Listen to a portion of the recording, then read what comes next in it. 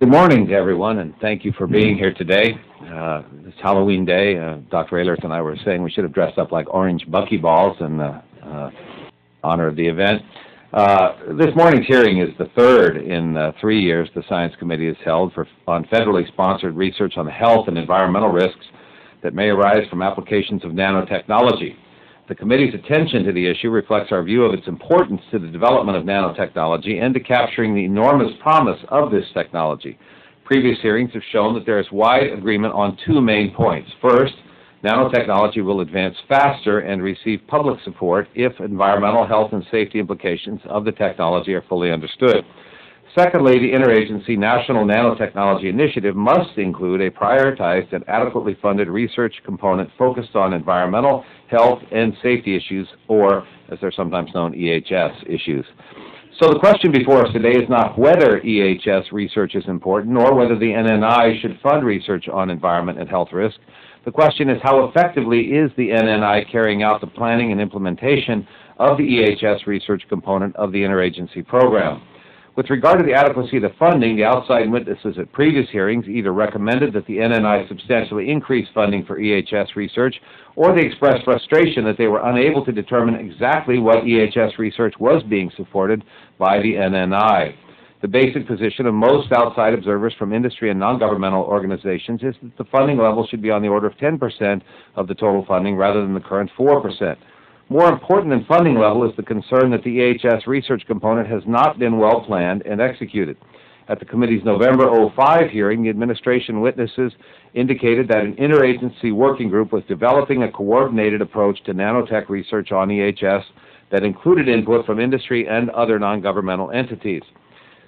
That was back in 2005, I should emphasize. We were told that the working group was in process of producing a document that would identify and prioritize research needs to address, or rather assess, the risks associated with engineered nanomaterials and would be sufficiently detailed to guide researchers and research managers in making project-level decisions. The estimated completion date for the document back in 2005 was spring of 2006. The fact that I alluded to Halloween in 2007 suggests we've missed that date. Unfortunately, we're still waiting for that detailed implementation plan for EHS. At the committee's hearing last September, then Chairman Bullard and Ranking Member Gordon both expressed frustration at the slow pace in developing this research plan, but they were assured the agencies were hard at work and that the plan would soon be forthcoming. Nearly a year later, this past August, an interim report was released for public comment.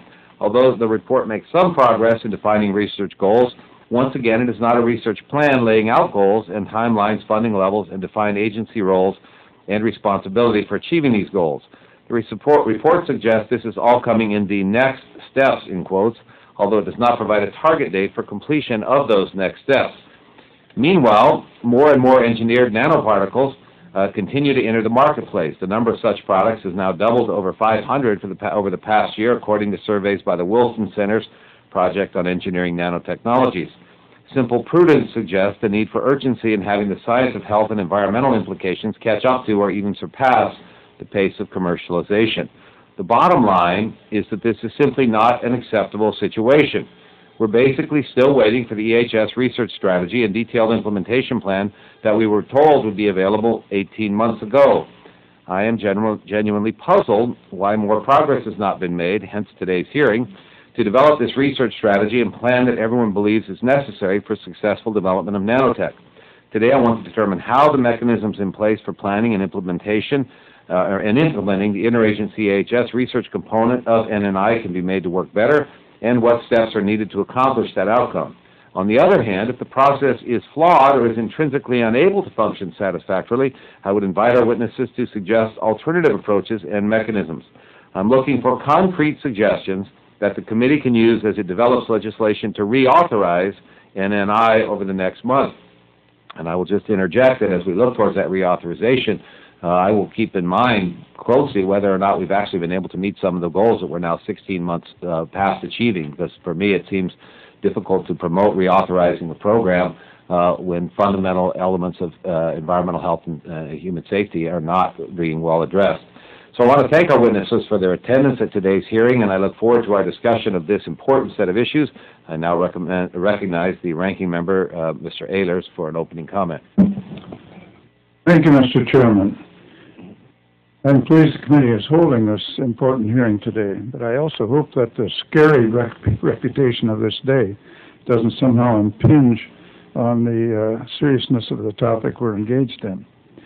The promises of technology often compete for media attention with coverage of the unknown pitfalls nanotechnology products may have on human health and the environment. The nanoscale is so unexplored that we know very little about the short and long-term environmental effects of nanomaterials in our ecosystem. And I really, having lived through some periods of life where we did the wrong thing, for example, with pesticides, DDT, and so forth, I can certainly understand the concern and perhaps even paranoia of society. At the same time, I'm not sure very many people appreciate the difficulty of the work that has to be done. It's quite easy when you conduct a human-scale, large-scale experiment, such as using pesticides throughout the entire world and then observe the effects. It's quite a different matter to take an unknown effect and a relatively new scientific development and try to project what the problems might be. And I think very few people realize how difficult the work is in trying to identify the environmental effects of nanomaterials. The countervailing force here, of course, is the incredible benefits of nanoscale. I just wrote a fascinating article last week. Excuse me. And I'm a would-be pilot, and so I read a lot of aviation literature and found this fascinating article about nanotubes used in composite airplane construction, which has, if you put a wire grid in, you also have the great advantage of using the nanotubes to detect cracks, but at the same time, by applying heat through the grid, you can have a self-healing composite. This is a marvelous development for aviation and many other areas. What are the bad effects? We do not yet know. But as our country invests in innovative research in nanotechnology, we must ensure that accurate risk assessments are conducted and communicated to all stakeholders. Excuse me. An atmosphere of trust between the nanotechnology industry and the public is necessary to allow benign products to benefit our nation and to ensure that dangerous products and byproducts never enter the market or ecosystem. Very demanding agenda. Congress must continually assess whether nanotechnology research priorities to address unintended public health consequences of nanotechnology have been established and are being effectively implemented. As this committee prepares to reauthorize a national nanotechnology initiative, today's witnesses will provide valuable insights on both conducting research and sharing its results with the public. I look forward to hearing an update from our witnesses on this most important topic, and thank you all very much for taking the time to be here. Yield back.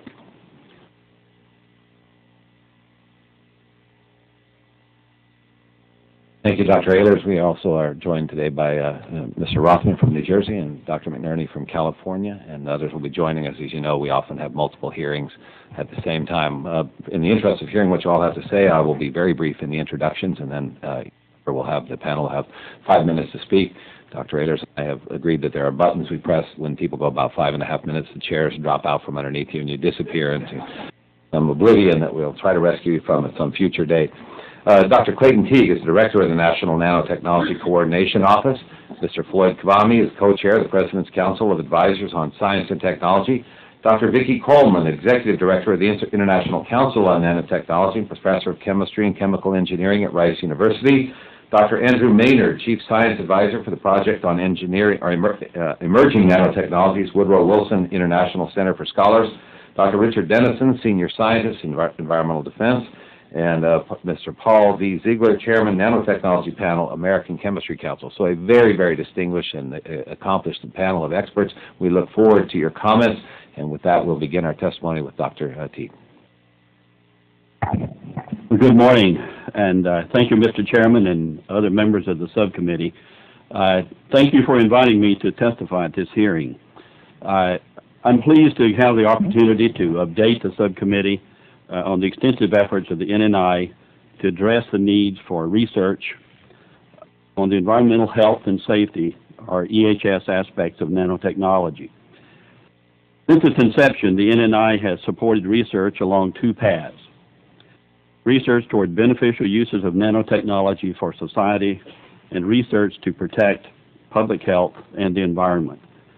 By integrating results from these two paths of research, the NNI aims to maximize the benefits of this new technology. At the same time, it is developing an understanding of any potential risk and means to manage such risk. EHS research has been and remains a top priority of the administration and in the NNI. During fiscal years 2005 through 2008, the NNI agencies will have invested nearly $180 million in what we call primary purpose EHS research. This U.S. investment in such research leads all other countries by a wide margin.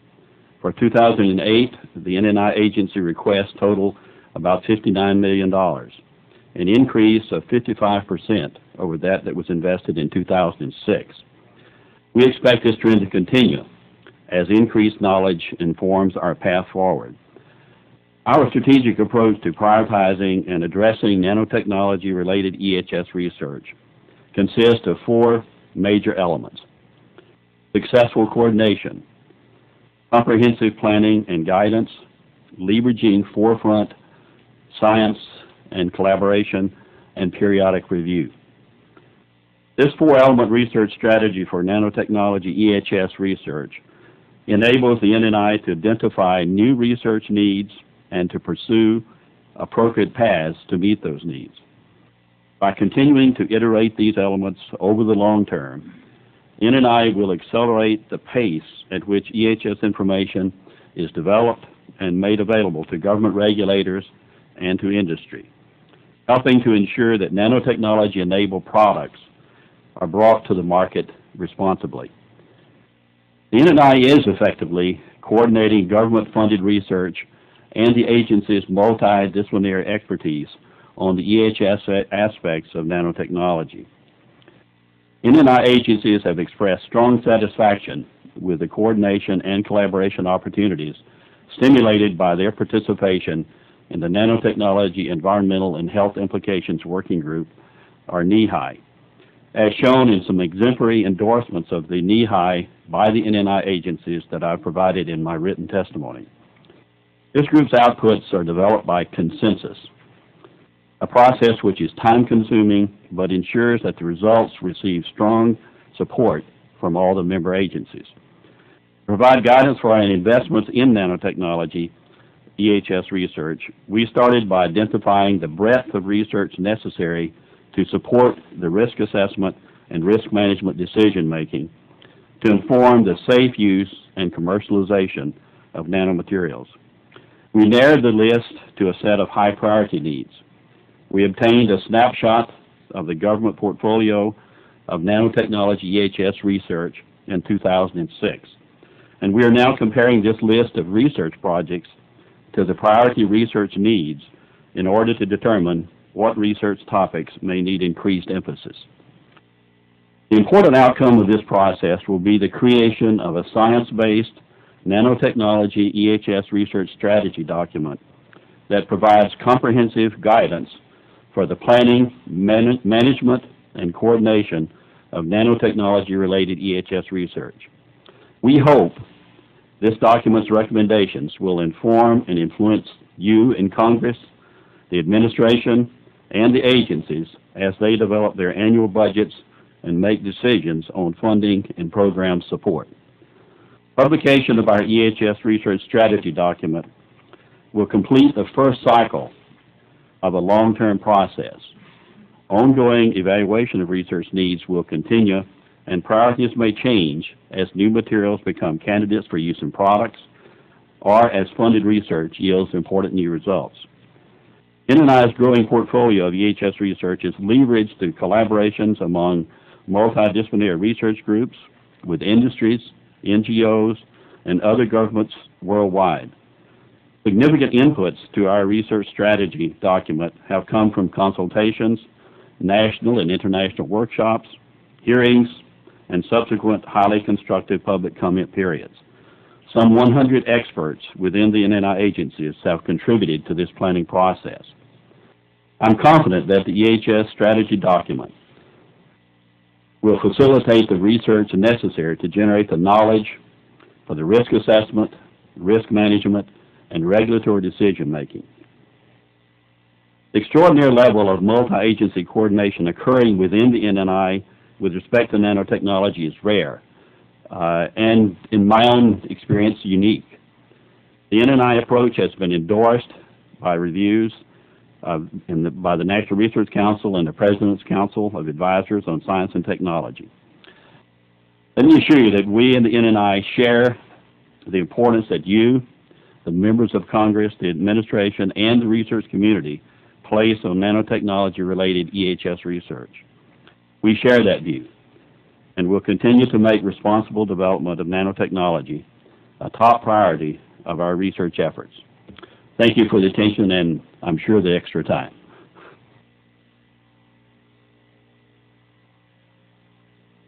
Thank you, Mr. Chairman and members of the subcommittee. I'm pleased to have the opportunity to testify before you today. My name is Floyd Kwame, and I'm co-chair of the President's Council of Advisors on Science and Technology, or PCAST.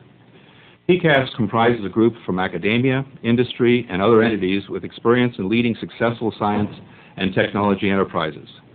My remarks today are my own, but based on my conversations with fellow PCAST members, I'm confident that they feel similarly on the issues under discussion today. As part of its second review, PCAST is taking a close look at the environmental health and safety, or EHS, aspects of the NNI. My co-chair for that review is Nancy DiCicchini from Honeywell Corporation, who brings years of experience in the chemical industry and responsible development of materials. The Council has received input from a wide range of perspectives, including a technical advisory group, or TAG, made up of more than 60 leading academic and industry experts, including two of my co-witnesses here today.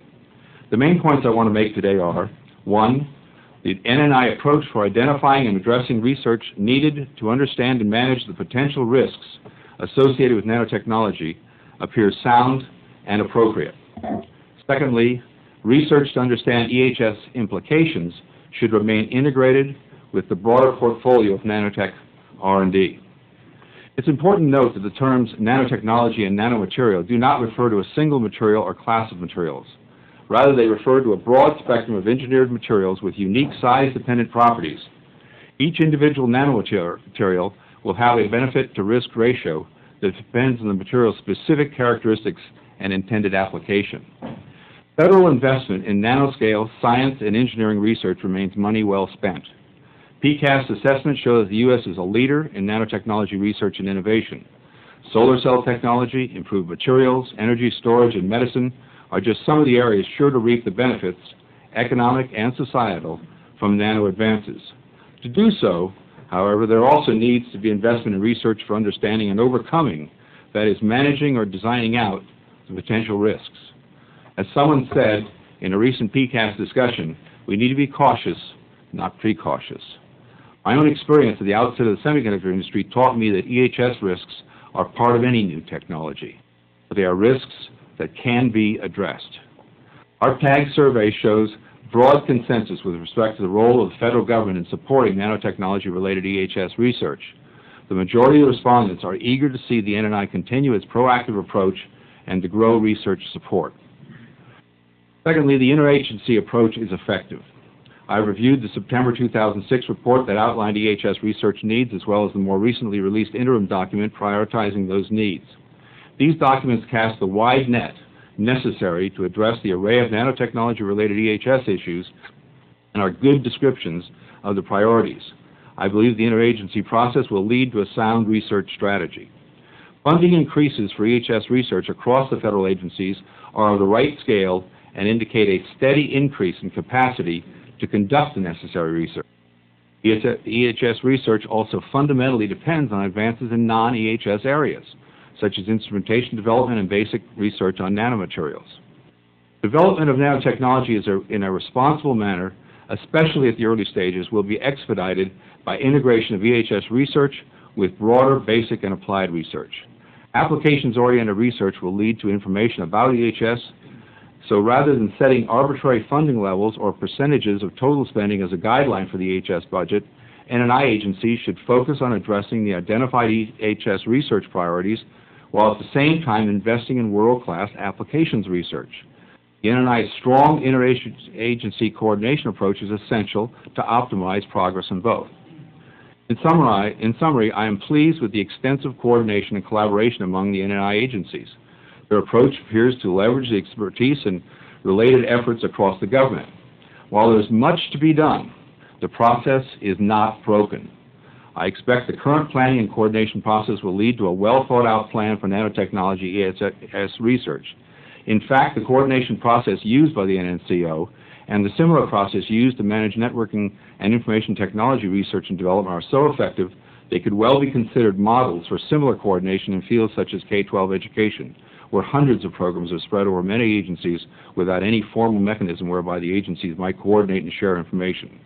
PCAST is, however, anxious to see the Nanotechnology EHS Research Strategy document that's been referred to and strongly encourages the NEHI working group to complete its work as expeditiously as possible, hopefully in time for an assessment in our upcoming report, which we hope to issue in January.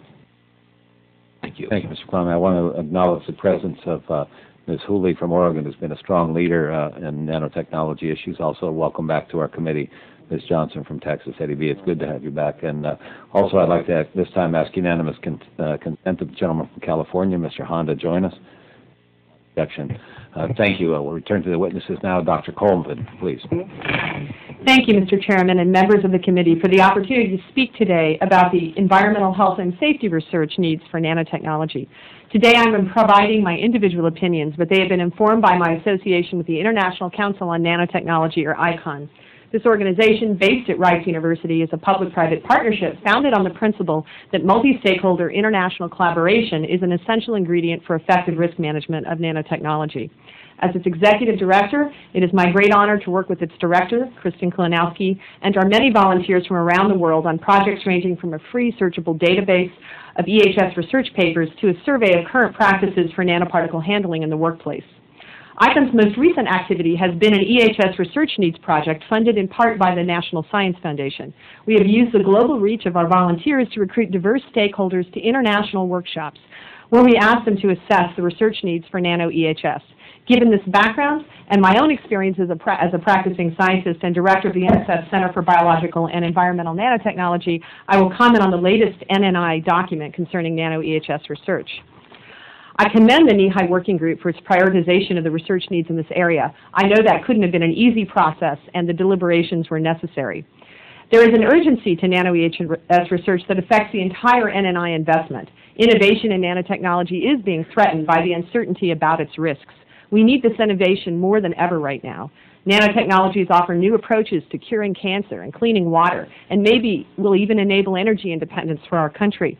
But fewer of these transformative technologies will make it into commerce if the technology transfer pipeline is limited by concerns about nanoproduct safety. This problem cannot be solved by increasing the inputs to the pipeline, nor should it be addressed by relaxing regulatory oversight. The only sure fix is high-quality and intelligently packaged risk-related information.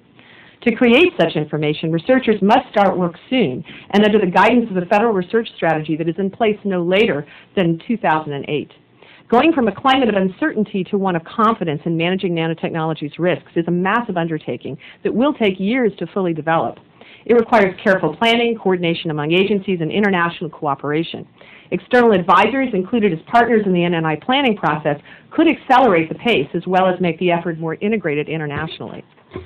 The current NNI document, as is clear from its title, is not a strategic plan but a collection of priority research needs. These needs are grouped by not how they connect to some end objective, but by their relationship to agency missions. The cross-cutting issues of nano EHS do not map well onto single agencies, and this presentation left me uncertain that there were any shared goals driving the federal investment. I recommend that specific research priorities be grouped so as to link them to 2, maybe 3 concrete outcomes which have clear relevance to developing safe nanotechnology. One example of such an outcome is a predictive model for nanotechnology risk. During our ICON workshops, we found this outcome had broad appeal to everyone, regulators, academics, and industry alike. This is because the old ways of managing risk are not easily adapted to nanotechnology. Nanomaterials can come in millions of different sizes and shapes and surfaces and chemical types. Faced with such immense variety, we can't just expect to apply new risk assessment for each new flavor of nanomaterial. Instead, we have to exploit the latest tools of 21st century biology to move from observations of nanoparticles' hazards to a paradigm that seeks to predict these hazards before a material is even created. Such predictive simulations are a long-term grand challenge for nanotechnology risk research, but to develop them requires near-term, more pedestrian activities focused on unifying researchers' terminology, methods, data structures, and even materials. I loosely refer to these as harmonization tools, and with the exception of reference materials, these needs did not make it into the top 25 list in the latest NNI analysis. At the ICON workshops, these took center stage in our discussion. Most participants felt that these tools were a prerequisite for Nano EHS research and should receive immediate priority. To understand why this issue is so important, consider the difference between investing in applications versus risk research. In the first case, you might fund 5 different teams to build a better battery, each with its own approach, but in the end, you help your cause even if only one team succeeds. In the second case, if you fund 5 teams to help understand nanotube toxicity, for example, and they get 5 different answers, your research investment actually hurts you because it creates uncertainty rather than combating it. The bad news is that by my count, we have way over 5 different opinions about carbon nanotube toxicity right now. The good news is that the U.S. government can, if it is thoughtful about the mechanisms, help researchers solve this problem, and for relatively low cost. In conclusion, I look forward to the rapid development of the NNI Strategic Plan for Nanotech EHS Research. Breaking down risk research into several concrete outcomes, such as predictive simulations, will help to rally the scientific community and create an effective strategy. Perhaps the first step along the path will be programs that encourage researchers to adopt a common set of tools for risk research. These developments would create confidence that we're on a path towards understanding nanotechnology's risks and throw the doors open for safe nanotechnology innovation. Thank you. I've just now been joined by Dr. Bartlett. Dr. Bartlett, thank you for being here with us, and to Dr. Maynard. Thank you, Mr. Chairman, Ranking Member Ehlers, and the members of this committee. My name is Dr. Andrew Maynard. I'm the Chief Science Advisor to the Project on Emerging Nanotechnologies, which is a partnership between the Woodrow Wilson International Center for Scholars and the Pew Charitable Trusts. But of course, the views I express here are my own. A few years ago, nanotechnology was little more than the stuff of scientists' dreams. Yet now it's being used more and more within the products we use every day. And the nanomaterials that make up these products are available for anyone to buy and use. I want to give you an example of that, and very topical after Vicki's comments. I have here a pouch of single-wall carbon nanotubes. Bought over the internet, you can see they came in a USPS envelope. Anybody with a credit card can buy this product, and they can buy it in quantities from a few grams up to thousands of kilograms. Now, we live in a society where materials like this are becoming more and more available, and the question continues to arise, how are we doing enough to ensure the safety of these materials? I just want to focus a little bit more on this particular example. So take these carbon nanotubes. If you look at the safety information which is provided by the company, the manufacturer's of the material safety data sheet, this material is graphite, nothing more than the lead in my pencil. And the listed health precautions are really no more than you would have for a nuisance dust. But under closer examination, these carbon nanotubes are as similar to pencil lead as the soot on my grill at home is to diamonds. Let me just read you something that a group of experts wrote in the journal Nature last year, and this was an article where Vicki was one of my co-authors. I'm quoting here from this article. Although it's not clear whether fiber-shaped nanoscale particles formed from carbon or other materials will behave like asbestos or not, some materials are sufficiently similar to cause concern. Any failure to pick up asbestos-like behavior as early as possible will be potentially devastating to the health of exposed people and to the future of the nanotechnology industry. I think you can see, as this particular example eloquently demonstrates, there is a yawning knowledge gap between nanomaterials entering commerce now and what we know about their safety. And this uncertainty over how to develop nanotechnology safely is hamstringing regulators, paralyzing nanobusinesses, and confusing consumers. So how do we bridge this gap? Well, in my written comments, I consider what we need to do to move forward and how the government's actions match up to this. But in the interests of time, let me cut to the chase here and give you the top 6 recommendations arising from this assessment. First of all, we need a top-down research strategy by the end of this year at the latest, and this must respond to oversight challenges, and it must be backed up with authority and resources to ensure its implementation. As part of this strategy, we desperately need a federal advisory committee to be established to allow transparent input and review from industry, academia, non-government organizations, and other stakeholders. Secondly, new mechanisms are needed to make a strategic plan work. These must overcome both institutional and scientific barriers and ensure resources get to where they're needed to get the job done. They must empower agencies to do what they do best, and they must prevent resources being squandered on research which is both ill-conceived and irrelevant. Third, 10% of the federal government's nanotechnology R&D budget should be dedicated to goal-oriented nanotechnology EHS research. And looking at this, a minimum of $50 million per year should go to targeted research that directly addresses specific strategic challenges. The balance of funding should support exploratory or basic research that is conducted within the scope of a strategic research program. Fourth, a public-private partnership should be established to address critical research questions. This should enable goal-driven research in support of government and industry oversight, and a commitment of $10 million per year for the next 5 years sought, split evenly between government and industry. Fifth, a targeted program of public engagement on nanotechnology should be established that ensures two-way communication between the developers of these technologies and the users. And finally, top-level leadership of a single person within the federal government is needed to ensure appropriate action is taken in addressing these issues. Members of the National Nanotechnology Initiative have great intentions to do the right thing, and I think we've already heard that. But considering what is at stake here, the quality of our environment, the vitality of the American economy, and the health of people like you and people like me, good intentions simply are not enough. It is vital that we take action now to ensure a world where we cannot only buy engineered nanomaterials like these carbon nanotubes, but we can also use them without fear of harm. Thank you.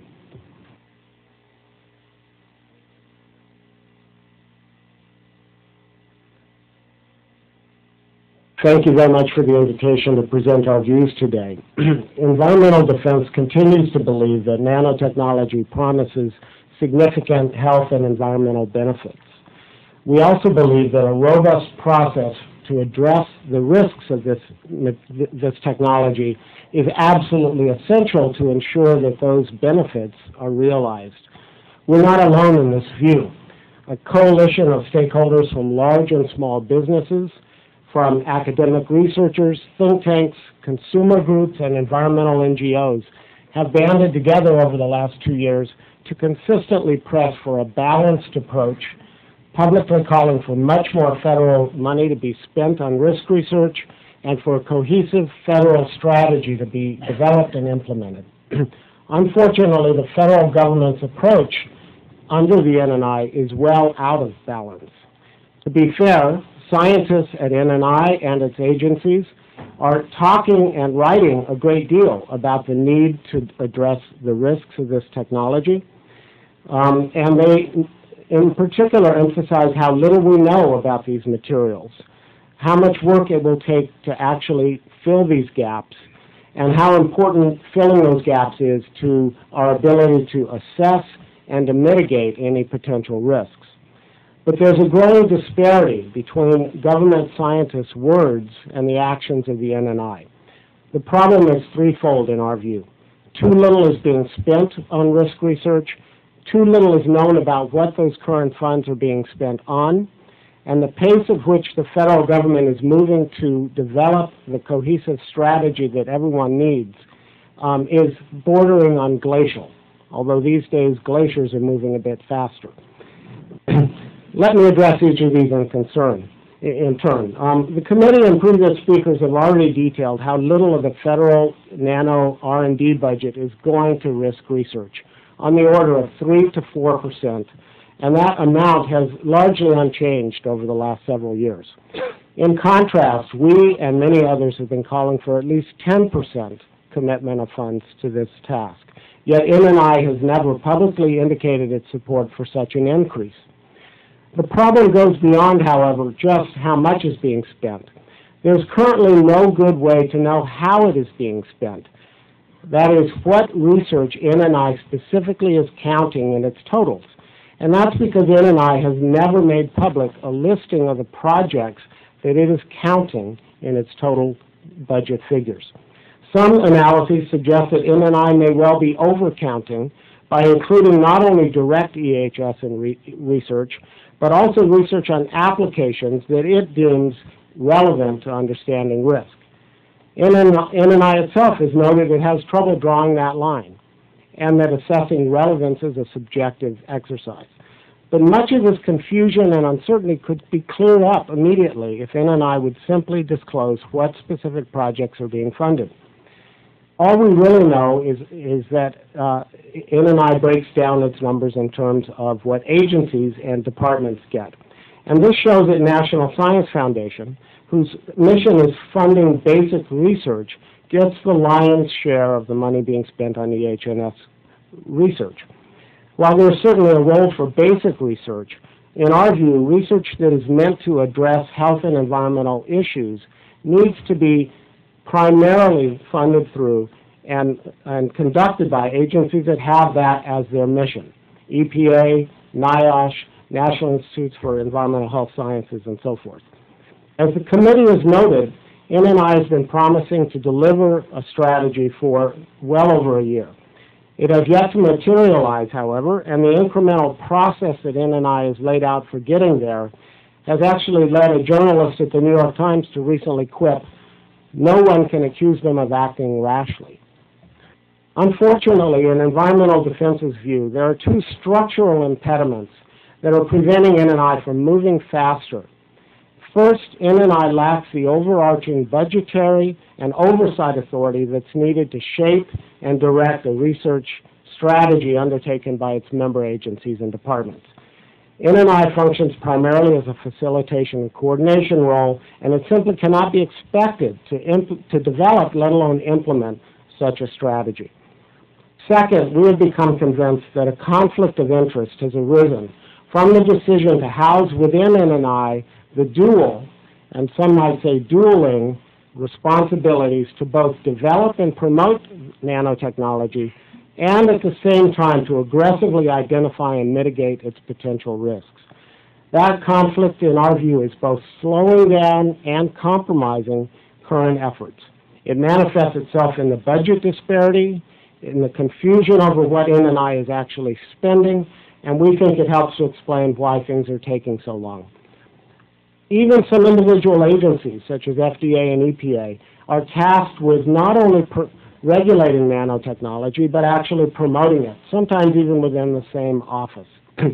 All agency proposals pertaining to address potential risks have now to be vetted through a White House nanotechnology policy group. These factors, we think, help to explain the disconnect between the words and the actions on the part of both NNI and its agencies. Can the NNI approach be made to work? We think two changes are essential. First, either a new entity needs to be created or an existing entity elevated significantly, given the responsibility and authority and the resources to develop and manage the implementation of an overall risk research strategy. This entity needs to have a core health and environmental mission, and Congress should request that the national academies assist in developing this strategy and in overseeing its implementation. Second, we believe that a stronger firewall must be established between the parts of the federal government whose mission is to develop and advance nanotechnology and those parts that are charged with objectively identifying and mitigating its potential risks. To ensure that both of those goals receive comparable consideration, these responsibilities need to be assigned to different offices and staff members within those agencies. In sum, the activities within the National Nanotech Initiative need to be both substantially elevated and clearly separated from those that are dedicated to promoting this technology. Thank you very much.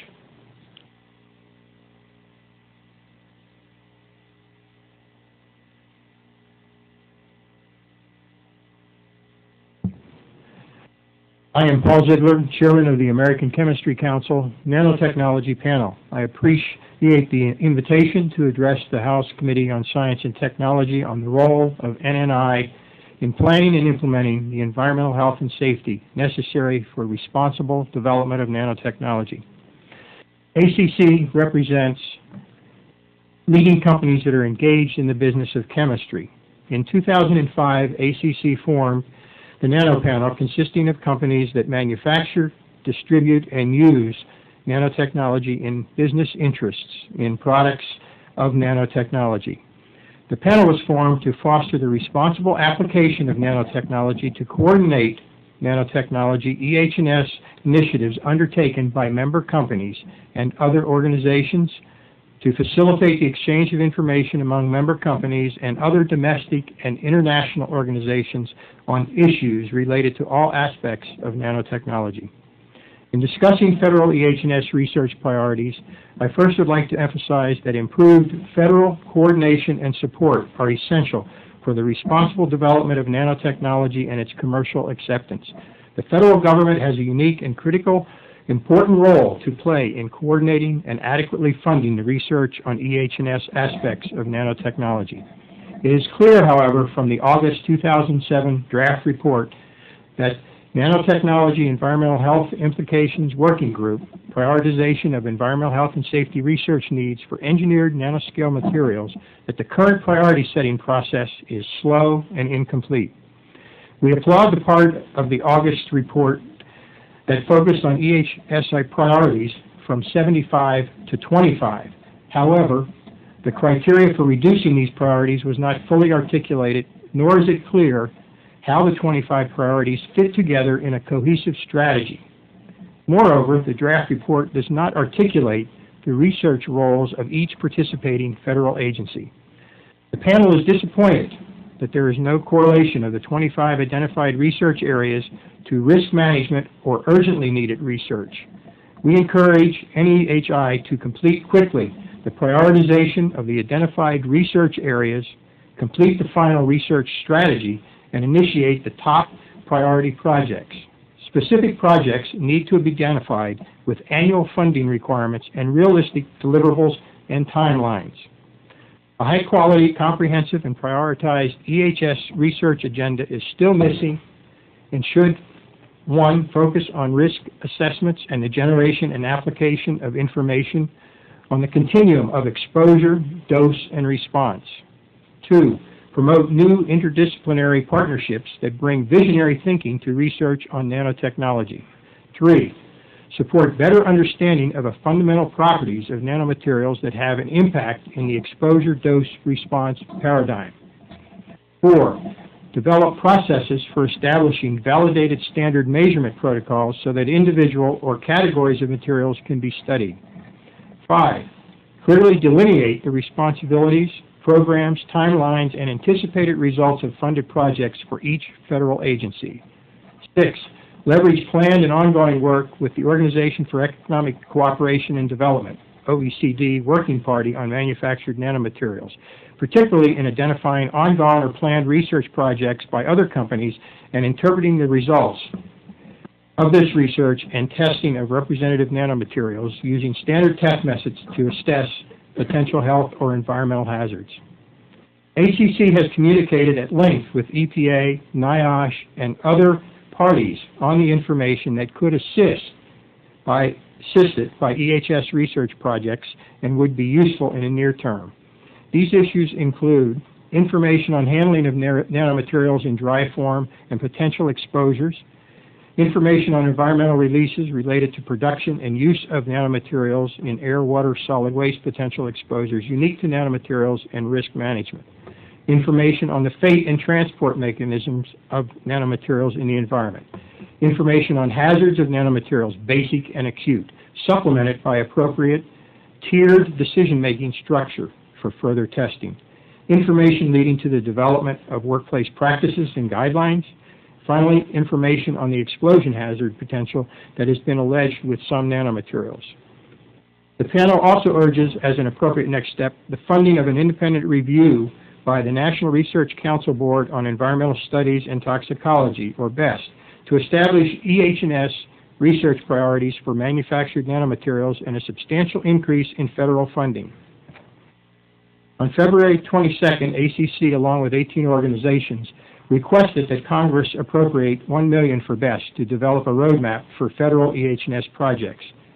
This would have enabled BEST to develop a roadmap and strategy for the federal government for EH&S research needed to support safe use and development of nanoscale materials and technologies. Until appropriate metrics are developed as part of the comprehensive research to measure the results of EH&S funding, a specific multi-year timetable for funding is premature.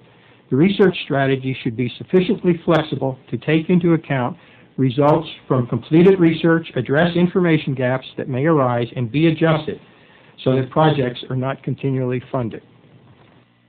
ACC and member companies of the Nanotechnology Panel strongly support EPA's planned Nanomaterials Stewardship Program. Information gained under this, along with the occupational exposure information gained by NIOSH, supporting research of other federal agencies and information from international bodies such as OECD, will assist in prioritizing EH&S research projects. In closing, I would like to emphasize the importance of significant and sustained federal funding for development and implementing comprehensive nanotechnology research strategy. ACC urges the prioritization process for EH&S research to be completed expeditiously and that BEST be funded and complete a research roadmap and strategy. While the foundation for this important process has been established, NNI must complete its task with renewed sense of urgency. The agencies need to identify what needs to be done, what they will do, put together a timeline, and do it. Thank you. Thank you, Mr. Ziegler, and again, thanks to all of our witnesses. Outstanding information and very enlightening perspectives.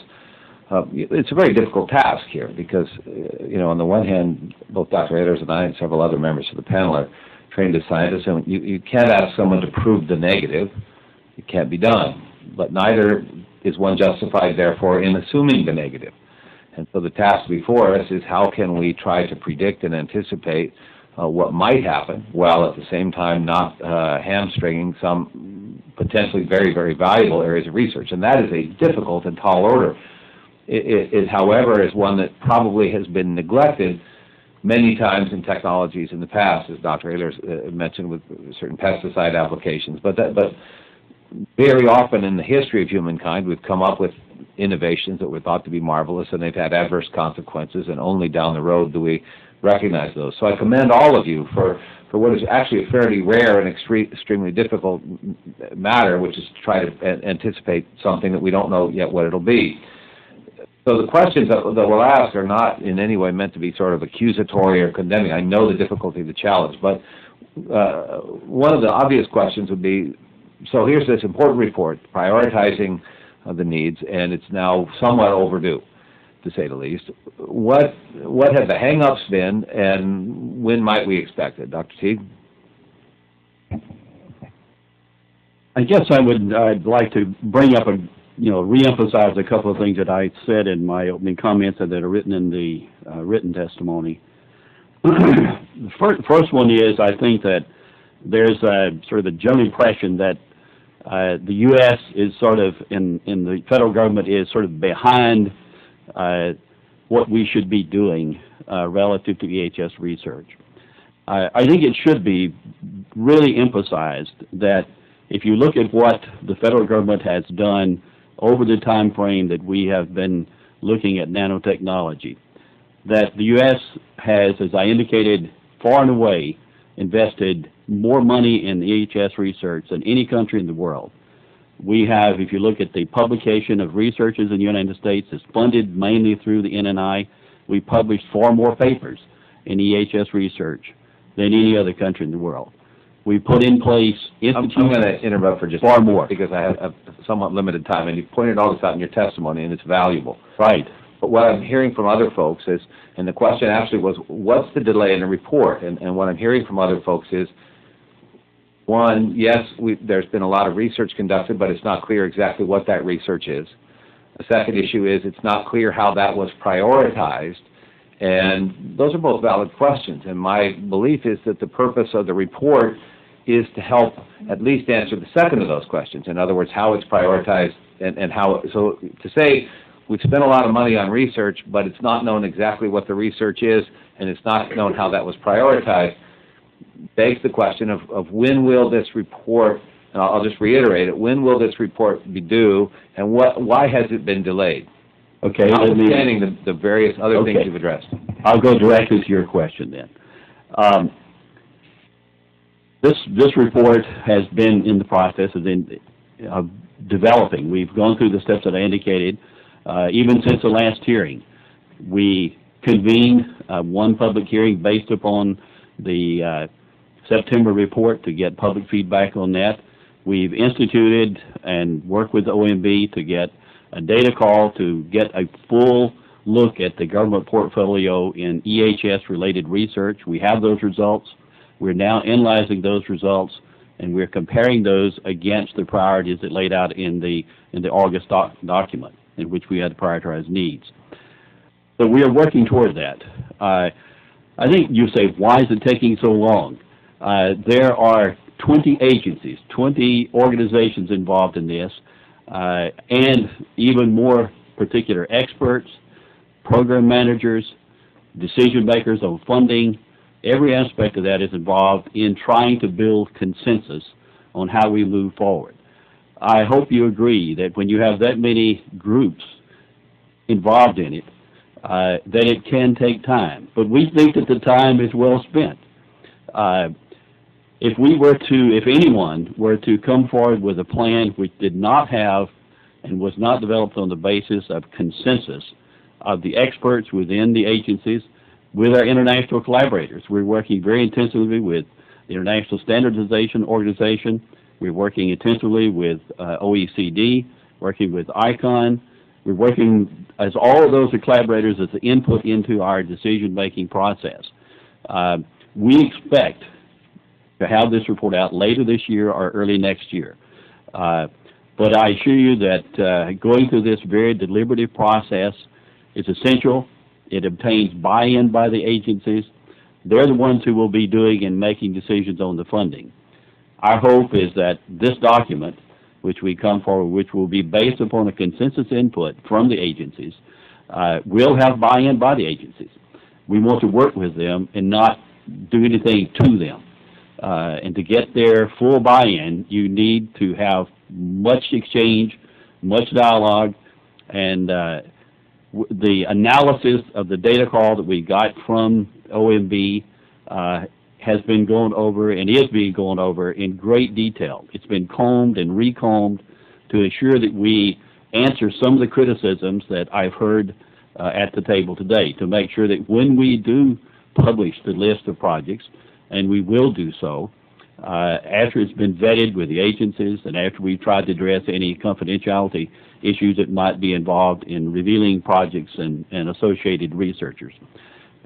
So we think the process is working. We have a huge amount of buy-in and coordination among the agencies.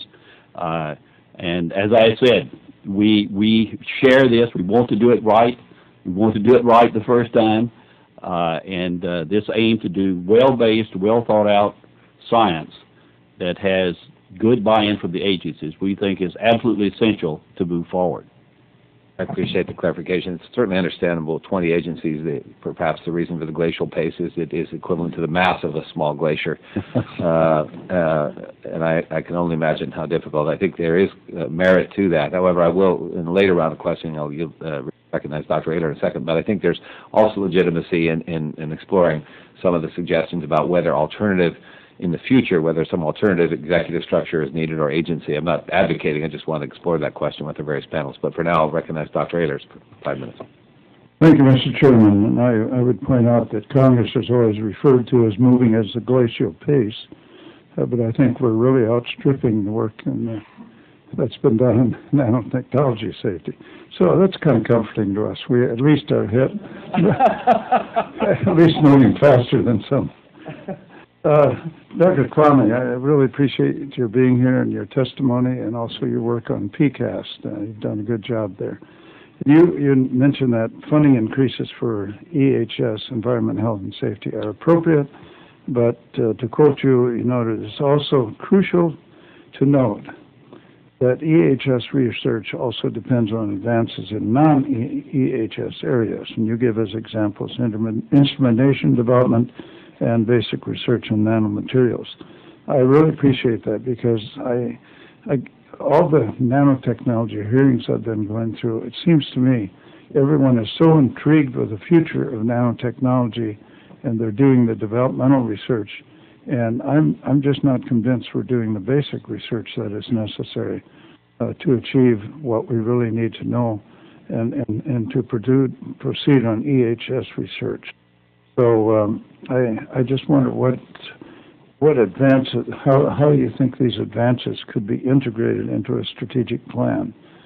And I'll be asking Dr. Colvin a similar question in a few minutes, so you can start thinking about that. Sure.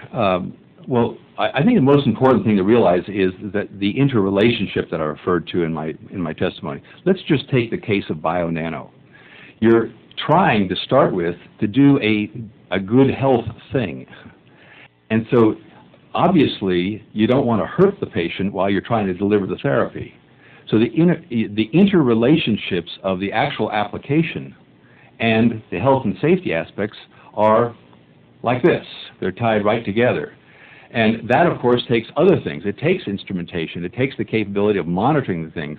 Dr. Colvin mentioned this whole aspect of predictability. I mean, that is exactly what we're looking from, for example, the Human Genome Project. Predictability. That will take time, but it will also take a lot of instrumentation, a lot of things of that nature. But using just that example, and that example applies to numerous other areas other than BioNano, you have to be knowing what you're trying to do as well as its relative safety. And in that case, the health of the individual is tied into the whole thing. I appreciate that insight. One of the most fascinating articles I've ever read was by Jerry Holton of Harvard, who traced the development of high-temperature conductivity. And it just astounded me reading that. Of all the ancillary things you think have no relationship whatsoever, which turned out to play a crucial role in the development. And I think that's the situation here, too. Dr. Colvin, you commented that you thought the U.S. government could fix the problem of measuring the risk of nanotechnology quickly and for a relatively low cost. I appreciate your optimism. Optimism is what makes the world go round, what made this nation great. I've also noted it's entirely appropriate for you to be optimistic because generally the more youthful people are more optimistic. And so that's a good spirit to have, but I'd like you to try to be more specific. How can they do that? I mean, how much is your optimism? Well, you took my bait. So let me clarify. I think that certainly I don't think you can solve all of the problems. That particular comment, I regret to inform you, actually concerned what I consider to be the most immediate needs for the investments that this government is making in nano EHS, and that is to make sure that all of the investigators funded in these programs from whatever agency agree on the basic terminology, the basic methods, the basic way that we approach doing our science. Right now, there's enormous conflict. Different labs don't get the same data with apparently the same materials. And that sort of disharmony is really creating a technical literature which is not conclusive, which is typical for young science. But when that science impacts decisions, that's a problem. So unfortunately, what I was saying is that to fix that problem, to get the research community to harmonize and really come to a rapid agreement on how they're going to do this research, just the tools, I think can be done fairly quickly and doesn't involve the kinds of longer-term research strategies that would be necessary. I think that the academic research community and the government research community needs to have, the ability to create standards like the Miami standards used in protein array analysis, which are the minimal information needed to interpret quantitative biological data. There's a model for us to use. And that kind of process took under 2 years with a lot of workshops, the use of the latest in electronic web communication to help create kind of a rules to live by if you're publishing papers in the area. And that kind of investment, in that case it was made by the NIH in their human genome array work, really transformed and accelerated how quickly people could extract information from that research. Right now, I can't go to an agency and get that even little tiny amounts of money to hold a workshop so we can all get together and hash out, what's the best way to measure toxicity for this material. And so that's the need that I see is so critical, easy to fix. And if we just sort of let it go and hope we'll all work it out, it will just take a lot longer. So I think that's a critical research need. And in our international workshops, every researcher was just begging their governments to set little small amounts of money that help them communicate with each other outside of the peer review channels, which is what's happening now. That's really the piece I talked about. And I am optimistic that we could do it, yes. Well, as John Gardner observed years ago, you have to be optimistic because if you aren't, you'll never solve a problem. That's right. Thank you very much. Ms. Hooley, gentlelady from Oregon and the author of the Nanotechnology in the Schools Act. Oh, sorry, Mr. McNerney's the head of Ms. Hooley. My apologies. McNerney, Dr. McNerney from California. Thank you. You teased my good colleague Ms. Hooley here, but I'll accept that anyway. Dr. Colvin, I spent a lot of my career in the modeling field, and I was intrigued by your comment about developing, what you call it, a predictive simulation tool or tools. Where are we in that effort? How much? Just elaborate on that a little bit, if you would. It's a very exciting concept. So I think that, maybe 20 years ago, the field of biology really remained descriptive in nature. And what we've seen in the last decade and even the last 5 years is a revolution. Predicting biology is not like predicting the weather anymore. We have ways of measuring the responses of organisms that are extremely sensitive. We have amazing computational tools that are now able to integrate data taken from many experiments. And there's some very exciting developments in how you might integrate that data into graphical interfaces. So you might have a virtual fish or a virtual ecosystem that you could actually put an imaginary nanoparticle into and predict a response. That's not the stuff of science fiction. That's the stuff that our federal government is currently funding in other areas, including nanotech. So I want to see those kinds of capabilities that I think American science leads in drawn into this problem. So I think that some of the tools that are out there right now that weren't there are actually some of the tools of bioinformatics, the data mining technologies we have to go into vast amounts of literature and extract correlations and trends. Some of the tools that are happening in predicting complex systems, which are coming from areas as diverse as control theory and moving in developmental biology. These are really the cutting edge areas of science in this country, and they are perfectly suited to addressing these problems. And I think that agencies like the National Science Foundation and others realize that enormous capability. I don't think it's a one-year program, but I think that you can begin to build these simulations, begin to have theoreticians as diverse as, folks who work at the quantum mechanical level, talking to people who might think on the micron level, all the way up to an ecosystem biologist who thinks about the kilometer world. And you can make those nanometer to kilometer transitions happen. And I think that that's actually one of the more exciting areas. In our ICON workshops, we held out that vision as something to organize our theoreticians, our computational biologists, our toxicologists around it. And I think everybody got really enthusiastic and was able to also translate that enthusiasm into a very structured approach to that. So I think that, in my own personal opinion, that's a very exciting area, and it's one that we could actually do that. And nanoparticles and nanotechnology are just a really good sort of first problem for that confluence of informatics, biology, and materials to come together. So there's, as far as today is concerned, there's not much resource available for that sort of project. No, unfortunately, it's a go-to-the-moon kind of project, so it's not something that I can sort of throw one grant in and do. It takes me working with very good modelers, a lot of good talks. I mean, it takes a village. So this is why I suggested it in my written testimony as one example, there are many others, of a really great long-term thing that this government could actually make happen, but to do so will take a planning process that I'm really hoping that they will be able to achieve. But I absolutely think it's doable, and it's something that many of us in the field are trying to work towards in our own ways. But I think the federal governments and governments worldwide could do a lot to really think through how could we achieve that. All right, thank you. That sounds very exciting. I'd like to see us follow up with that a little bit. Dr. Denison, you mentioned the problem of insufficient oversight on the money that's being spent on EHS, and also the need for, and others have mentioned this too, the need for a single leadership position. You think that's best achieved through legislation or through administrative means, going back to the administration?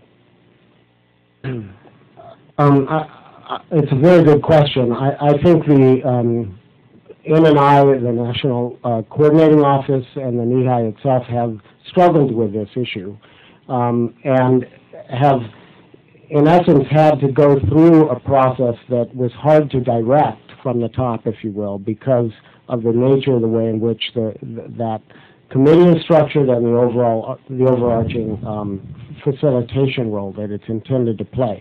That was part of the original concept of what NNCO was supposed to be, a coordinating office. So I'm not very hopeful that the kind of more directed and top-down approach that I think most people think we need can be accomplished without some new authority, and that authority probably does need to come through a legislative means.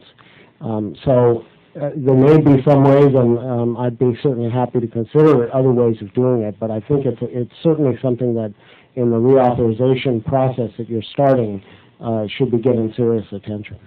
Thank you. The committee's been joined by Dr. Gingrey and also by Dr. Lipinski. Next, Dr. Bartlett. Thank you very much.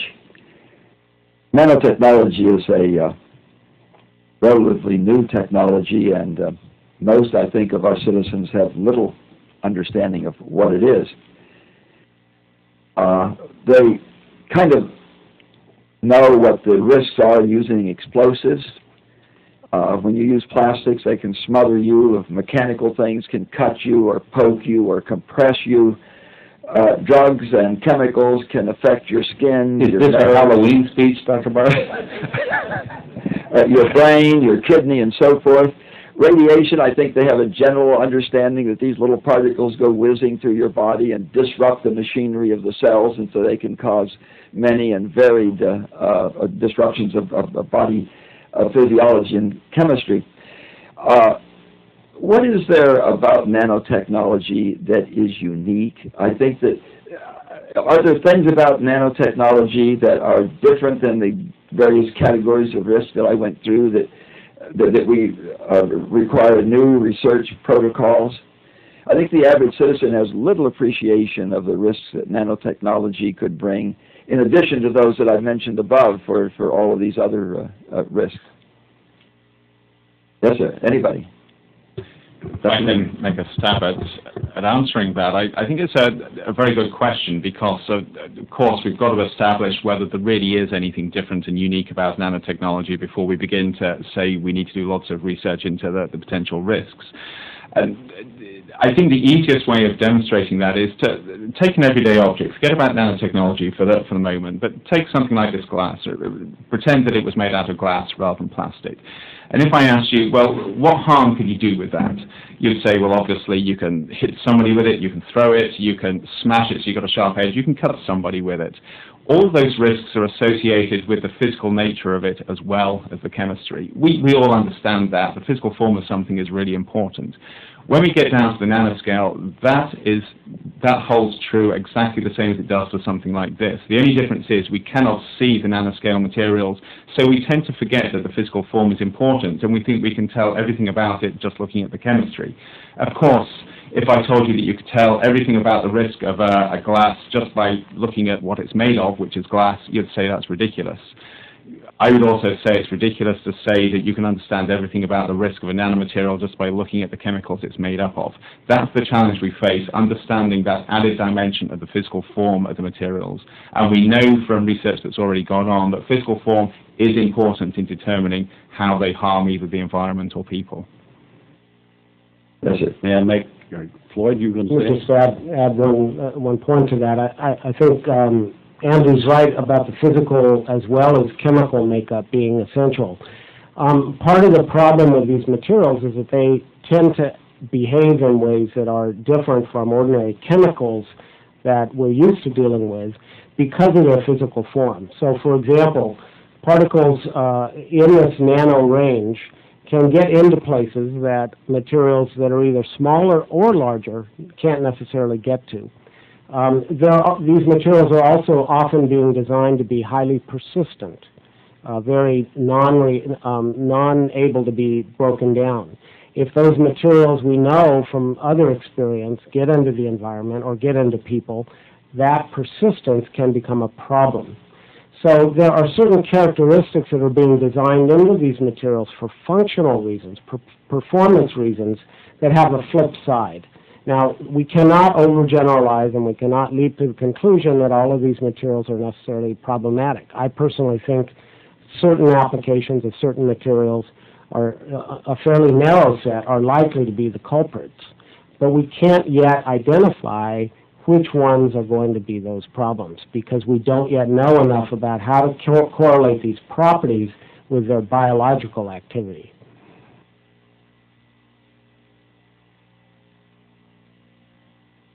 I think the important thing to realize here is that this has been true for every new technology.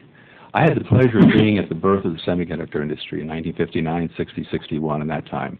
We worked with chemicals that were also used in San Quentin to put people to death as diffusants. You had to be very, very careful from a risk point of view. Yes, they were chemicals. Yes, they were larger than what we're talking about now. But take the biofield that I referred to before. Small molecules that go through the blood-brain barrier, those have been, researched, and they're very, very difficult to figure out. Many people, we were involved in a company studying the Alzheimer's issues of what was going on in that particular barrier. So, yes, there's differences, but a lot of the significant ways of looking at the problem aren't really a whole lot different in my view. However, I would say that it's important to have this integration that I talked about before of application and safety risk. If you tear those apart and you create a silo for EHS only and it is not informed by the application, I will disagree with some of my fellow panelists here. I think you're making a huge mistake. You're going against the multidisciplinary thing that we've learned in our universities is so valuable, having a cross-link of capabilities.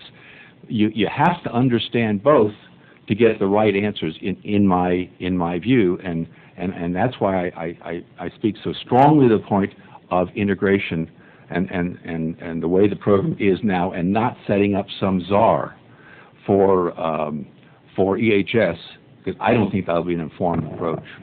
The time has actually expired, but I'm going to extend it a little bit because I think it's an outstanding line of questions. And so, if there are others, Dr. Teague, please. Yes. I guess if you're speaking of nanotechnology, and within the NNI we have discussed at length the question of what is nanotechnology, and I would say the general definition that we have adopted in broad terms is it's the ability to work and control matter at the nanoscale. And it's that ability to control matter at the nanoscale, which we say is approximately 1 to 100 nanometers, which is very, very small. I typically say, for me to get an understanding that a sheet of paper is 100,000 nanometers thick. That helps me get a feel for how tiny a nanometer is. And I think going to Mr. Kwame's point about the full need for integration, and the point that was made that at this nanoscale there's a possibility that matter at this scale can penetrate cell walls and things of that nature. It's so important to understand that that has the potential to be a hazard to cells and to the body, but it also offers an opportunity to deliver therapies. So it's hard to say, is the ability of a nanoscale material to penetrate cell walls and to go inside cells, is that good or bad?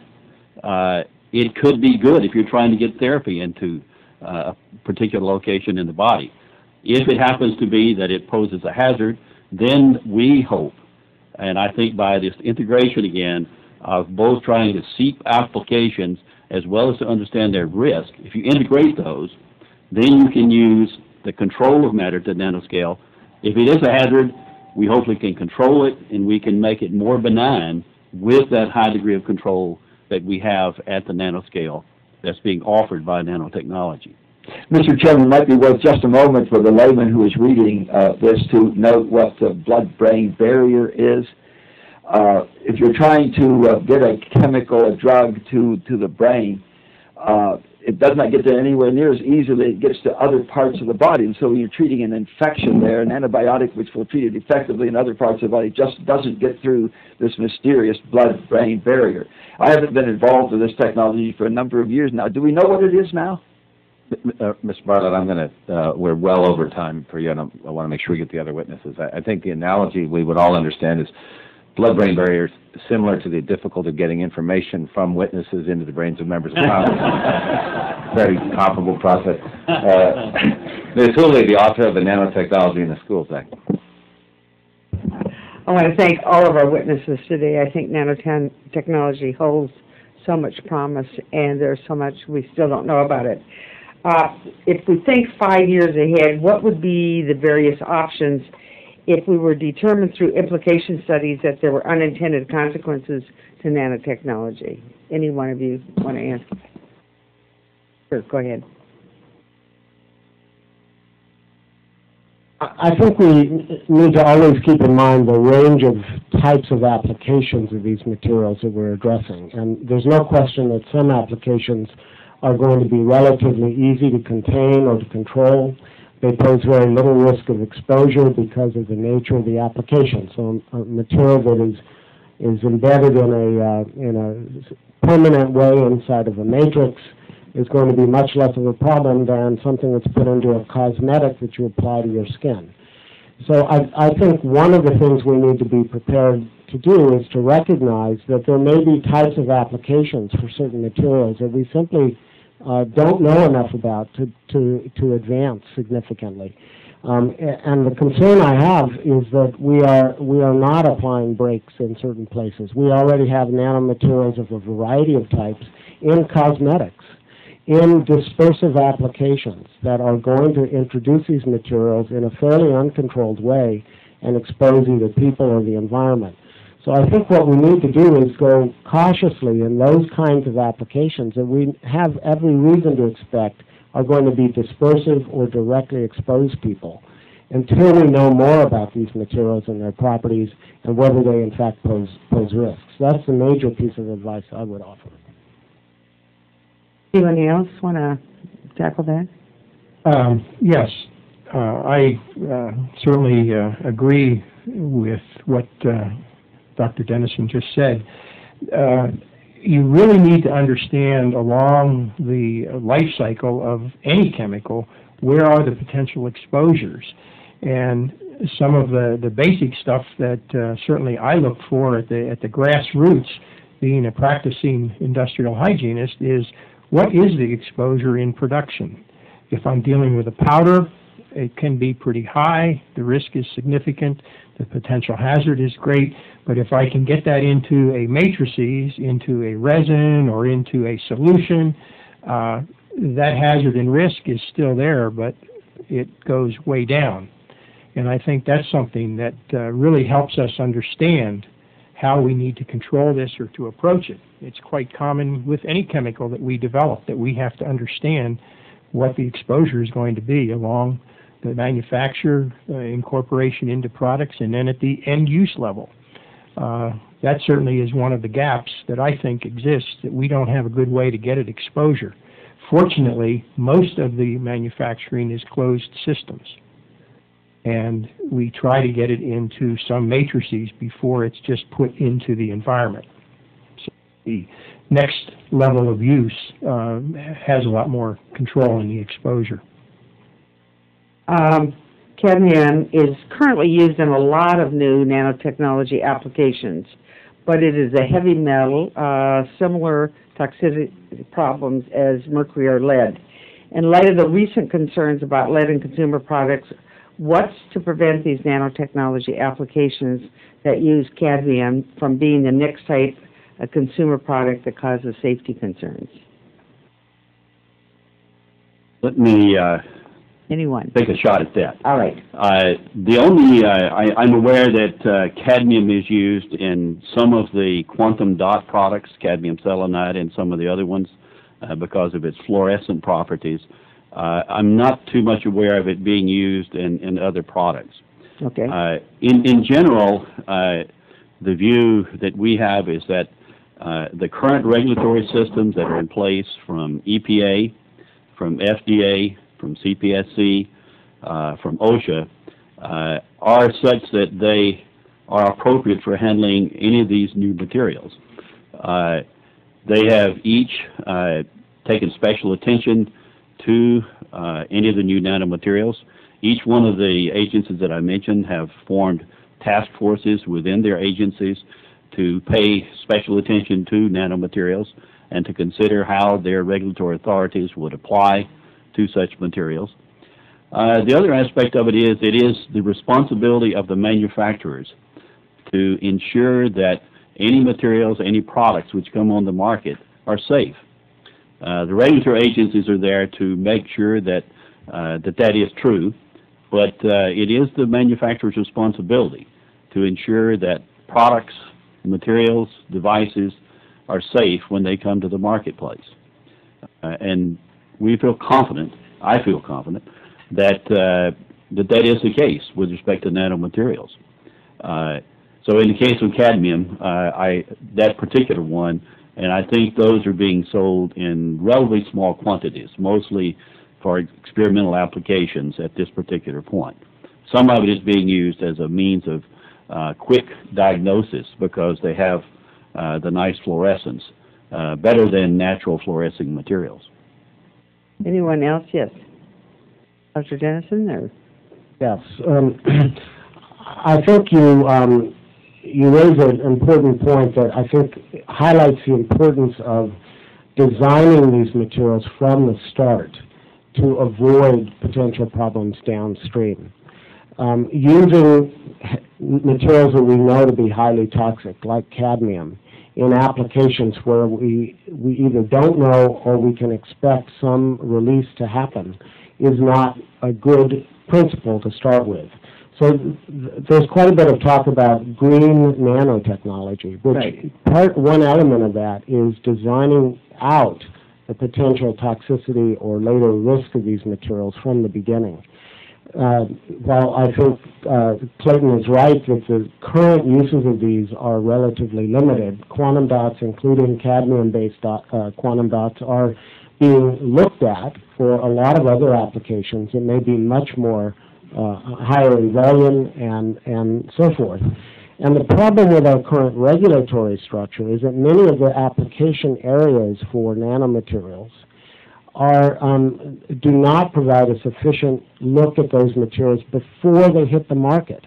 They either don't meet the thresholds of tonnages of materials that trigger an assessment, or they go into applications that are regulated by agencies that only have post-market authorities to look at a problem only after it has arisen, like the Consumer Product Safety Commission, like the FDA with cosmetics. So for those uses in particular, we need to be very careful about using materials that we have any reason to expect are inherently toxic. Yeah, comment just we're expecting votes at 11:30, and in order to make sure that all the members of the committee have a chance to ask questions, I'm going to shorten this. And I just want to 5 seconds. I would hope that we do everything we can. Nanotechnology has such great importance, I think, to our future, and I would hope that we would do everything we can as we see materials being used that are toxic materials, that we figure out a way to get rid of them before we even start. Gentleman from Georgia, Dr. Henry. Mr. Chairman, I thank you. You're on such a Halloween roll today. I probably ought to yield my time to you, but I do have one question I want to ask. And one statement I'd like to make, too. You know, we have passed through this committee, and thanks to the chairman and my colleagues on both sides of the aisle, passed green chemistry legislation. We passed it in the last Congress as well, and hopefully we'll get our buddies in the other body to help us get that through. And here, Dr. Denison just mentioned green nanotechnology. It's amazing, but we need to do on the growth scale, if you will. We need to move forward with that. I'm going to ask my question to Dr. Maynard, but hopefully there'll be enough time. Some of the others can weigh in as well. Dr. Maynard, you described the federal government's leadership role in nanotechnology EHS research as, I think you said, slow, badly conceptualized, poorly directed, uncoordinated, and underfunded. Did I really say that? Why don't you tell us what you really think? My question is, how would you make NEHI more effective? And if you could address that for us, I would appreciate it. Well, first of all, let me acknowledge that though I agree with that statement, people in the federal government, Clayton, Teague, and others, have actually been working very hard to try and make this work, and I applaud their efforts. But as I said in my testimony, trying hard is not good enough. And if you look at NEHI at the moment, it's hamstrung in a number of ways. It's hamstrung because people just do not have the time to do the work that needs to be done. Everybody is very, very thinly stretched in that committee. They need the time to do the right work. It's also hamstrung because they have little to no authority. They can coordinate activities, but they really can't get what needs to be done to ensure things like this are safe, rather than just talking about what needs to be done. They're hamstrung because they don't have a clear perspective of what the goals are that they're trying to achieve. Getting back to a point Floyd made earlier about collaboration between different areas to ensure nanotechnology succeeds, I applaud that. That is essential, that we get the people developing nanotech applications working with the people understanding risks. But if you're going to develop these things safely, you've got to address specific risk-based questions. You've got to understand what those questions are and what you've got to do to address them. And what we have at the moment is we have an applications-driven attitude where the people setting the questions really don't understand how risk science works. And to solve that, you've got to have somebody in leadership that understands the risk-based issues, the oversight issues, the regulatory issues. If you don't have that, I cannot see progress being made. May I respond to that as well? Please. I would say that in general, among the NEHI working group, by and large, no one believes that a nano EHS czar is a good idea. In fact, they think it's a bad idea. And the reason that I think everyone feels so strongly that it's a bad idea is that no one agency, I don't think even any centralized organization, would even come close to having the breadth and the depth of expertise represented both in the applications research as well as in the toxicology and other fields needed as is present in all of the NNI agencies. The 20 agencies I referred to, by and large, are not just the research agencies. They are all the regular agencies as well. And one of the reasons that some of those things come to place as they are is that one needs to do a lot of careful planning and analysis to do good research. A lot of the research that was done early on, even though it's certainly not coordinated and from the federal government, and I think that's why some of it did produce some very premature results, and a lot of wrong conclusions were drawn from it. By the careful planning and by tapping into the depth of experts within the federal government and our collaboration with others outside, I think that we have by far the best approach to trying to carry out appropriate research in a careful, deliberately planned way. If one doesn't do that, the result is typically bad research, and research that leads to premature and very often poor results, poor understanding, and leading to, I think, a lot of misleading conclusions that have already been drawn very often because the result was not planned, not well conducted. Chairman, if the other witness can respond real briefly. I know we're running out of time.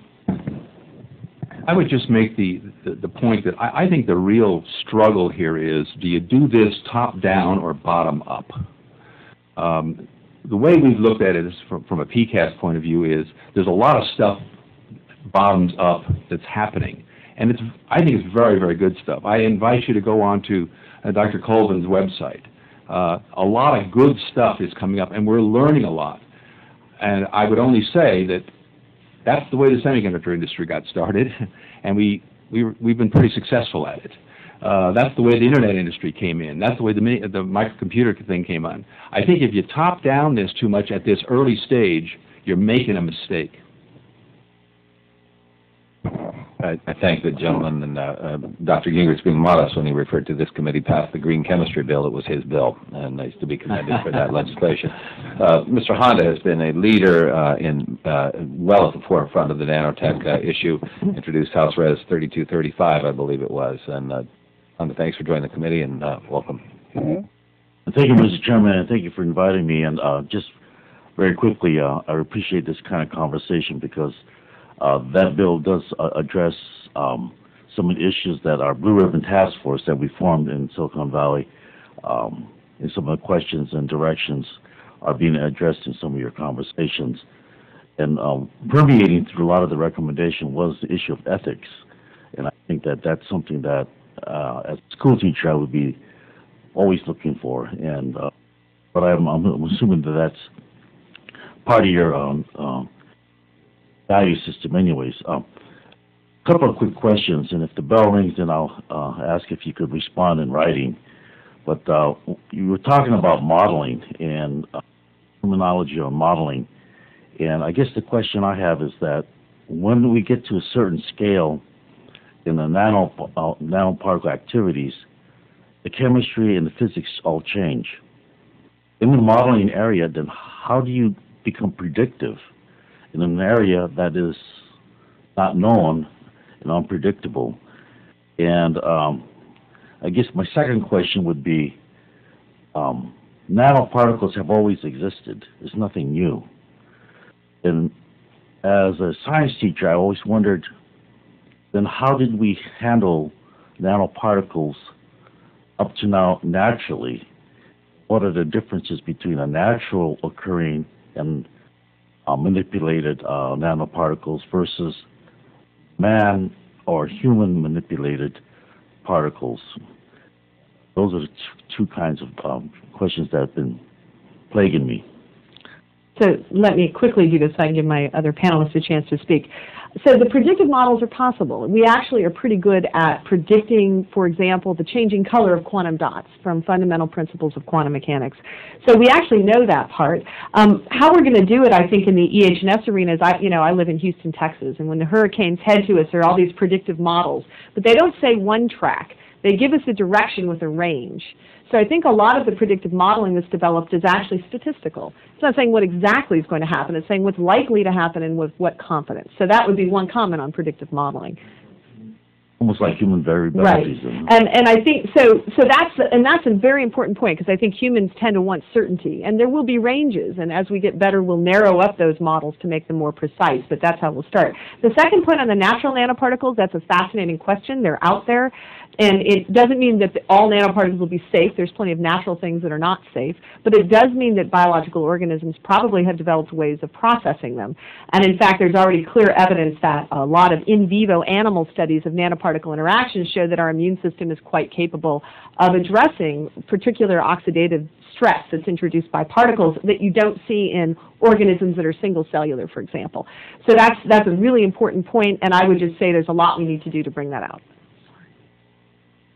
I guess one thing that's very important about your question, and I think sometimes it's a misconception, and that misconception is sometimes that at the nanoscale, some of our science is new.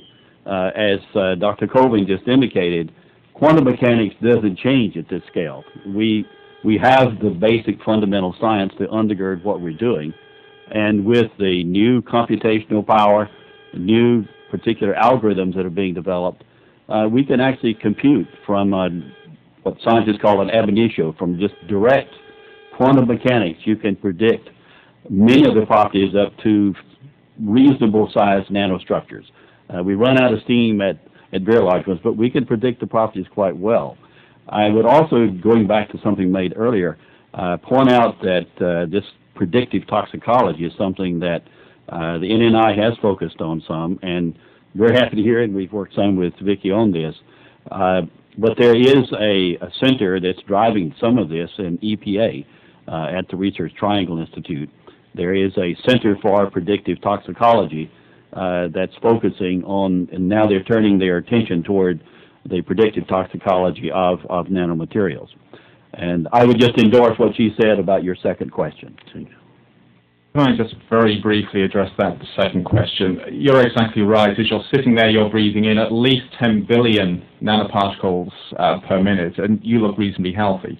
We've evolved to deal with these, but there are two buts here. The first but is we know historically people breathe in nanoparticles, some people die. They are not safe. The second thing is we have evolved to deal with certain types of nanoparticles. If you introduce a brand new type of nanoparticle to people, we cannot predict that it will be as safe as the ones we're breathing all the time. Dr. Denison, one final comment. Yes, very quickly. I just want to amplify that one of the reasons that the risk part of nanotechnology started getting attention is precisely because we know that small particles in that range that are incidentally produced primarily through combustion, so diesel exhaust particles and the like, do in fact have major health problems. They cause health concerns in people that are exposed to them. So that is part of the motivation for recognizing that there's a potential here for engineered materials to have similar risks. Thank you. Mr. Chairman, thank you. In the name of Robin Williams, Nano.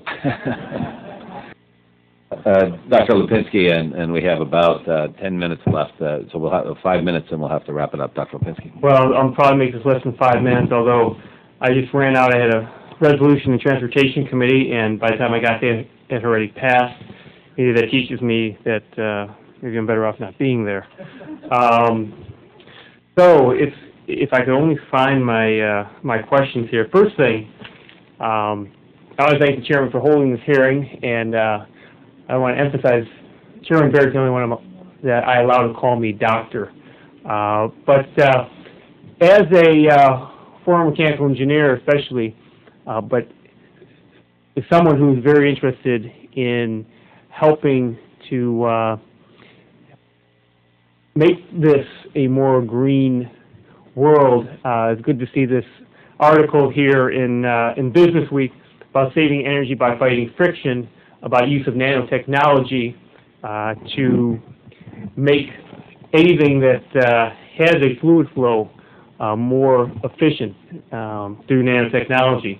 I think it's very important that we, especially as we hear all these issues right now with the safety of consumer products, especially for children's toys, but other things that are not really getting the attention that they deserve, I believe, when they're going out to the public.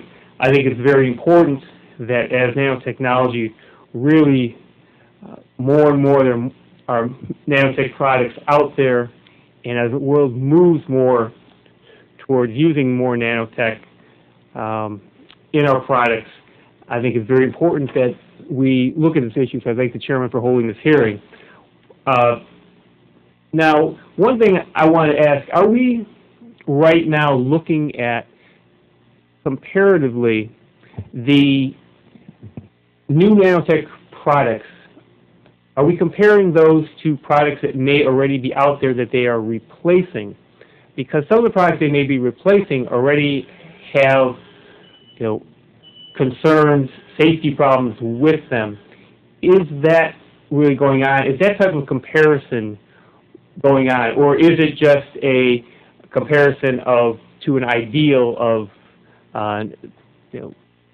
something that would have no problems with it? Because I hate to say that, but there is always a trade-off there. Dr. Maynard? Many of the first generation of products that are appearing are really just extensions of existing products. So nanotechnology is what I refer to as an I-wish technology. You take something which you've already got and you make it better using nanotechnology.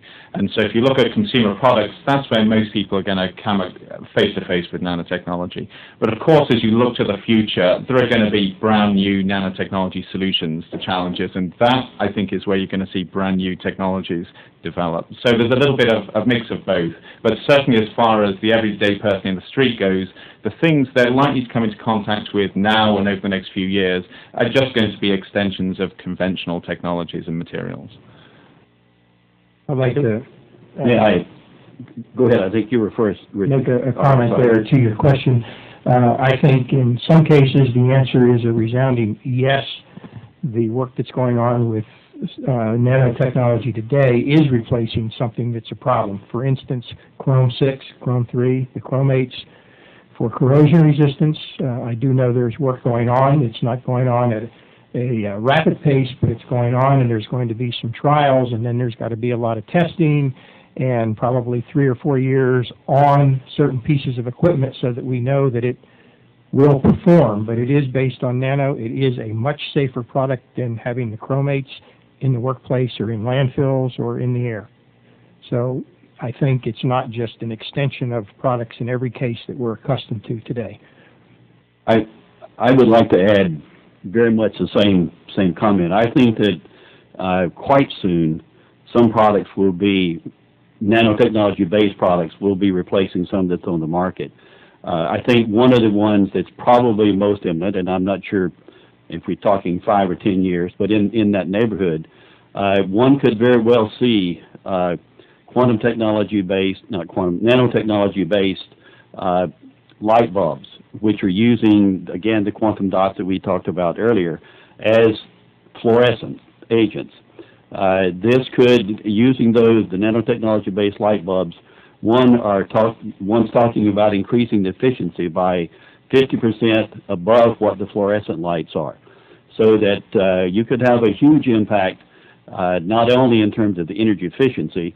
It also turns out, if you look at it very carefully and you compare the metals and the elements that are being used in the nanotechnology-based light bulbs, which have been demonstrated in the laboratory already, and in some of them in early products, you reduce even the mercury which is present in fluorescent light bulbs.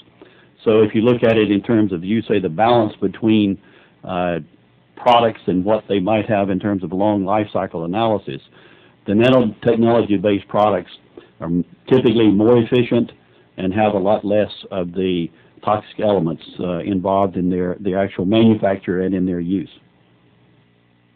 Thank you. Thank you, Dr. Chairman. Very interesting, an appropriate line of questioning to finish with. An exciting enterprise, but also one that we want to make sure we do right. And I thank all the panelists for their efforts. We have about 5 minutes to my colleagues on the panel here to make the vote. So with this, we're going to adjourn the hearing, but I want to express my deep appreciation for all the members who've offered their outstanding testimony today, and we'll look forward to the report when it comes out and to further progress in this important field. Thank you. With that, the hearing stands adjourned.